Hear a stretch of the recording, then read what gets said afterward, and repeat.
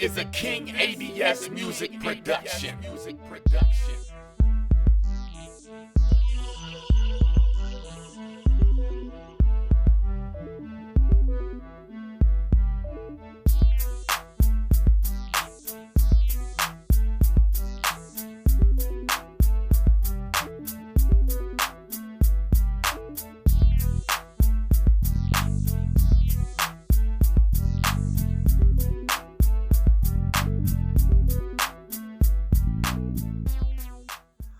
Okay, what it do? I'm back. It's your man, it's your fam. You know what I'm saying? Right with you again, back on my mission to make a positive contribution any way I can.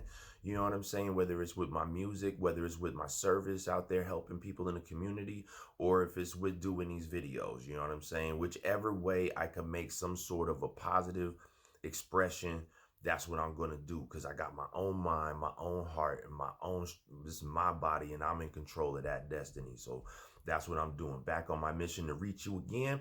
If you didn't know me already, as I always say, I'm King A.D.S. A.D.S. I the shadow. Either one will do. I'm an artist and also a small business owner, you know what I'm saying, in my more recent years. You know what I'm saying? Lots of growth on the path that I've had as an individual. And my point of view has definitely changed so much. And right now, I wanted to touch on something that I think I was trying to get at in the other video, but I didn't really get to it. So this time I want to touch on it. And it was talking about, constituting energy into a positive manner or a negative manner, and how it can affect our earthal plane, and even the universal plane, right? So essentially, life is what you make of it. So in that sense, do we have the ability to create like a heavenly matrix? When people say the matrix is kind of like a program, a construct. So do we have the ability to create a positive construct or a negative construct? And which one are we in right now? And judging from everything that we can see, the turmoil, all the scamming and scheming, the lying, the this and that, and it's becoming more obvious and blatant that obviously we're in more of a negative state right now. And so there's a few things that I want to kind of touch on that's kind of trippy, so we're in a negative state right now. And so are we creating, a hell matrix? You know what I mean? And here's a concept right here that I wanted to touch on, that in one of the pieces of literature I got into, and I will stand by saying that if you only know one path, one book, that you're definitely missing the big picture. You definitely need all the pieces. If you haven't studied the words from the people that Jesus studied with, then you're not going to understand some things. And if you don't study the place where the principles of the modern breakoffs, came from, then you won't get the whole story. So I like to explore, you know what I'm saying? So in my exploration, there was one thing that said that there was one being that came from the primordial essence, or well, few really, you know what I mean? And they were created and tasked with certain missions to accomplish.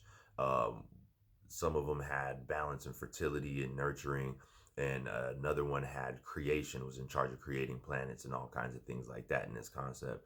And so seeing what tends to seem like it was us in our original form from where we come from originally, that we were made of light, right? And we were young, we were brand new, but we're extremely receptive, and we learn faster than even these beings did. And they were tasked with some of the biggest responsibilities of forming the universe and the structure of all those rules that would go into effect under order. And upon meeting what seems to be like the first version of what we were to become, they became intimidated. So this particular being went off to try to create its own version of, what we are, and couldn't breathe life into anything, could create it perfectly, but it wouldn't come to life. It wouldn't be conscious. It wouldn't be aware. It just would sit there lifeless. So made some adjustments to create a pocket dwelling, like a pocket universe. You know what I'm saying? Get this stuff, okay? A pocket universe to conduct this new experiment and persuaded another one of the tasked beings that had the ability to breathe like fertility into things, to kind of attach its energy from one plane into the physical body in that pocket dimension. And that's when we end up forming with the flesh, as a human. And said something to the effect of, how do we get it to separate itself from the universal plane, or the heavenly plane, is that to make it fall in love with itself or become fascinated with itself, right? So in a mirror, a funhouse mirror gets trapped inside the funhouse mirror and doesn't remember where it comes from or anything like that. So, but in effect, just the big picture of it all is that this being is now living in a false mirror reality. And so there's been a few people touching on that. I've touched on it. I actually was working on art pieces that have the concept of what we don't understand in our physics is the mirror effect of things, and how light has a tendency to bounce off of walls and create, well, they talk about that now too, but it's hard light. So within this hard light spectrum, that you have the physical plane of existence, you know and with that, though, what it was comes from a feat of jealousy, where all the praise and energy that was supposed to go to the main creation source started going to this being. You know what I'm saying? So could you trust something that is so jealous that it would create its own atmosphere, stick you in it, and then, just like how you take care of pets and stuff like that, or like like lizards and different things. You make an ecosystem or something. You're kind of like God. You're like, I turn the lights off, I turn the lights on. This, that. I feed them here. They know when to get fed and all that stuff. So you kind of make the rules. You kind of, you know what I mean? So could you actually, get behind something like that? Would it have the ability, and would it be a jealous being when you didn't follow the protocol that it would like you to follow completely, but in a different fashion, because of the fact that it is not above you? You were made to be, most likely, its superior, so it will shun you and smite you and spite you every step of the way. So yeah, I mean, so in that concept, are we in a negative reflection, trapped inside of a negative type of interpretation of what should be beautiful and free? And that's what you have inside of you, is that energy to break free, connect to the source, and rise above all the illusions that are casted, in that perspective.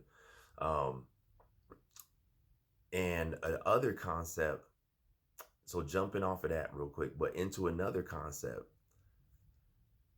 the explanation that I heard once or read, but hell in itself, right? Which I believe, it's okay for someone to add something, but I believe from my interpretations of things as well, that the word hell means separation or partitions, right? So there's one, I shared that in an earlier video before, the interpretation of words and everything like that, but hell means separation. So in this other explanation of the description of hell, it said that it was a desolate place where there was lack of empathy, lack of love and compassion. The beings that have been there for so long forgot what that concept was and just don't understand it. So when there is any type of love, it shines like a beacon, and they go to feed from that because they are not familiar with it, right? So a place that is void of love, basically, there's no love. Everything is desire and material gain, immediate satisfaction, right? No long-term thinking, just everything short-term.